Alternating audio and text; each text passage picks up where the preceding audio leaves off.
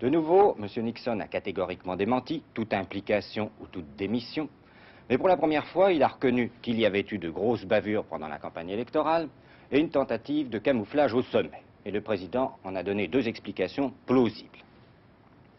Premièrement, les gens visés dans le sabotage de l'opposition étaient souvent les mêmes qu'il avait chargés de protéger la sécurité nationale en pleine crise du Vietnam contre des opposants qui combattaient alors par tous les moyens, y compris le pillage du Pentagone, une guerre jugée immorale. Pour des fidèles nixoniens, il était facile alors de confondre salut national et réélection du président, par tous les moyens aussi.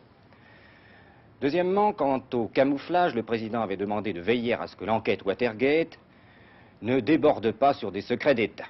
Là aussi, pour des fidèles, il était facile de confondre sécurité nationale et protection du président contre le scandale en bloquant l'enquête. En tout cas, cette version officielle remet l'affaire dans son contexte. Voici un an, en pleine guérilla civile sur le Vietnam, où s'affrontaient impitoyablement deux conceptions complètement opposées du salut national et de la légitimité. Maintenant, l'Amérique a un peu oublié cette époque et ce décalage pèse très lourd sur l'affaire. Le Shah d'Iran contrôle désormais plus nettement les ressources de son pays, en particulier son industrie pétrolière. Il vient de réviser, à son avantage, un accord avec les compagnies pétrolières internationales. Leur approvisionnement se trouve garanti noir sur blanc pour 20 ans. L'Iran est un pays de 30 millions d'habitants, mais c'est un pays relativement peu développé économiquement. Son but est de conquérir le plus rapidement possible une indépendance économique réelle. Je crois que le monde entier reconnaît notre politique d'indépendance nationale, qui ne répond en rien des investissements de l'étranger. Les investissements pour nous n'ont qu'une signification financière. L'Iran est le berceau d'une civilisation plusieurs fois millénaire avec l'Élam aux deux capitales, Suse et Anshan, puis la Perse de Cyrus le Grand. Mais aujourd'hui, l'Iran ne veut plus être un simple paradis des archéologues, et cela grâce à l'or noir. Depuis 1951, le pétrole iranien est théoriquement nationalisé, mais en pratique, le consortium des grandes compagnies pétrolières continue l'exploitation de la même façon que l'ancienne anglo-iranienne. Alors aujourd'hui, l'Iran prend en main son destin. Tout le pétrole produit sera iranien. Le pays utilisera d'abord la quantité dont il aura besoin, puis vendra le reste. 80% de ce reste est garanti au consortium. 80%, cela veut dire 5 millions de barils par jour aujourd'hui et plus de 8 millions dans 5 ans. L'Iran a gagné son indépendance réelle et son futur développement, mais les pays dits développés ont gagné un espoir, celui de ne plus jamais voir le spectre du manque de pétrole. Selon l'accord, cet espoir doit encore durer pendant 20 ans. Le roi de Grèce Constantin, en exil à Rome depuis 6 ans, a-t-il discrètement encouragé les officiers supérieurs à comploter contre le colonel qui l'avait chassé du pouvoir? Rien ne permet ce soir de l'affirmer, mais le gouvernement d'Athènes a arrêté 2 amiraux et un groupe de militaires accusés de complot royaliste. Ces querelles de palais se déroulent dans l'indifférence du peuple grec, il faut le reconnaître.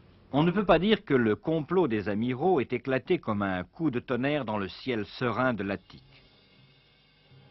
Le régime des colonels, issu d'un coup d'État et qui passe pour un régime dur, voire répressif, attire nécessairement les contre-complots, ou du moins provoque l'agitation de certains secteurs de la population. Récemment, les étudiants d'Athènes ont manifesté avec violence leur opposition au régime. Aujourd'hui, ils sont rentrés dans l'ordre, en tout cas, cette fois-ci, ce n'est pas eux qui ont comploté.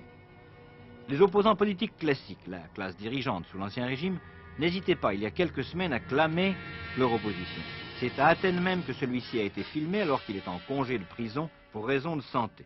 En principe, il doit retrouver sa cellule en janvier de l'année prochaine. Qu'est-ce que je leur reproche? Primo, d'être une dictature.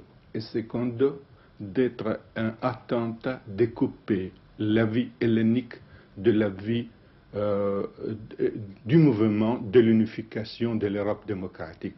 Ce sont leurs 2 crimes fondamentaux. L'armée grecque, pas les Evzones de garde aux portes du palais, la vraie armée, celle qu'on ne voit pas parce qu'elle est cantonnée dans ses casernes.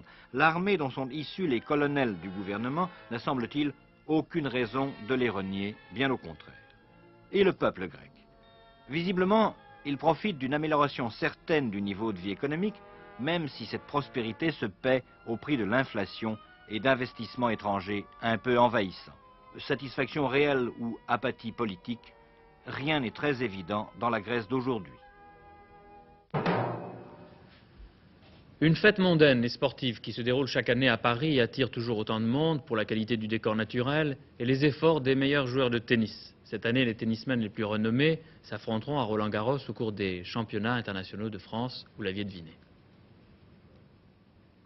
Depuis hier et jusqu'au dimanche 3 juin, les amateurs de tennis peuvent applaudir les meilleurs joueurs du monde qui disputent les championnats internationaux de France sur le sable du stade Roland-Garros à Paris.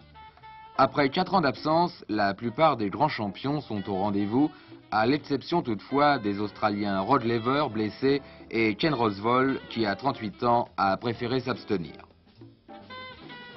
Les plus sérieux prétendants au titre se nomment Stan Smith, Ilie Nastase et John Newcombe, sans oublier Panatta, Gimeno, le vainqueur l'an dernier, et Orantes, qui aujourd'hui a battu l'anglais Lloyd.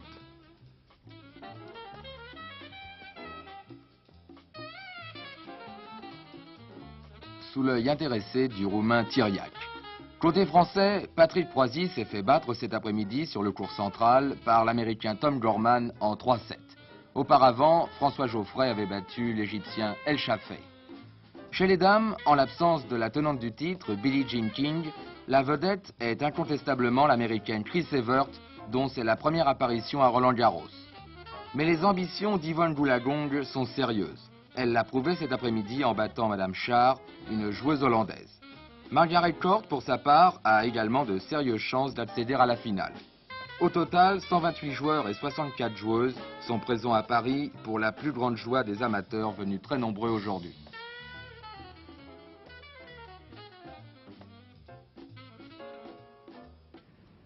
La première exposition posthume Picasso. Les 200 toiles exposées pour 4 mois